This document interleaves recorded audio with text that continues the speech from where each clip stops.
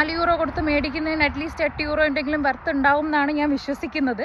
ഞാൻ ചെന്ന് പാക്കേജ് മേടിച്ചിട്ട് നമുക്ക് ഒരുമിച്ച് തുറന്നു നോക്കാം. ഓക്കെ.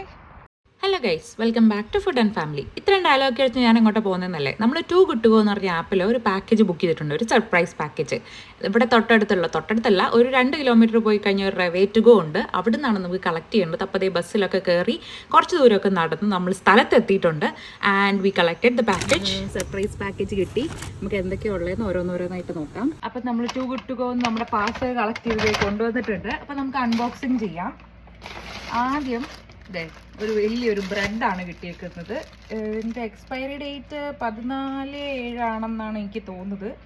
അപ്പോൾ നമുക്ക് ഒരാഴ്ചയും കൂടെ ഇത് സെറ്റാക്കാം. ഇത് മിൽക്ക് ബ്രെഡാണ് കേട്ടോ. ഓക്കെ. അടുത്തത് കിട്ടിയേക്കുന്നത് ഇങ്ങനെ ഒരു സംഭവമാണ്. ഇത് ബ്രെഡ് തന്നെയാണ്. ബ്രെഡിൻ്റെ ഉള്ളിൽ ഫ്രഷ് ചീസ് വെച്ചിട്ട് നമുക്കിങ്ങനെ സാൻഡ്വിച്ച് പോലെ തന്നിട്ടുണ്ട്. ഇതിൻ്റെയും എക്സ്പയറി ഡേറ്റ് ഇന്നാണ്. 27 ഇന്ന് തിന്ന് തീർക്കണം. പിന്നെ കിട്ടിയിരിക്കുന്നത് അങ്ങനെ ഒരു പാസ്തയാണ്. ഇതും എനിക്ക് തോന്നുന്നു ഇതിൻ്റെ എക്സ്പയറി ഡേറ്റ് ഇന്നാണ്. അപ്പോൾ ഇന്ന് ഇത് കഴിച്ച് തീർക്കണം. ഇതിനി ചൂടാക്കേണ്ടതാണെന്നാണ് എനിക്ക് തോന്നുന്നത്. നോക്കണം, ഡിസ്ക്രിപ്ഷൻ വായിച്ച് നോക്കണം, ട്രാൻസ്ലേറ്റർ ഇട്ട് നോക്കണം. അങ്ങനെ കുറേ പരിപാടികളുണ്ട് എങ്ങനെയാണ് അത് കുക്ക് ചെയ്യുന്നതെന്ന് അറിയാൻ വേണ്ടിയിട്ട്.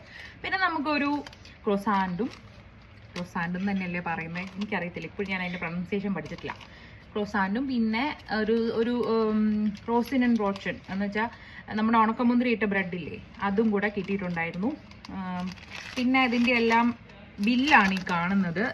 നമ്മൾക്ക് ഇത്രയും വിലയുടെ സാധനങ്ങൾ, ഓൾമോസ്റ്റ് ഒരു 12-13 യൂറോയുടെ സാധനങ്ങൾ നമുക്ക് ഇതിനകത്ത് കിട്ടിയിട്ടുണ്ട്. ഞാൻ €4 കൊടുത്ത് വാങ്ങിച്ചതെന്ന് പറഞ്ഞല്ലോ.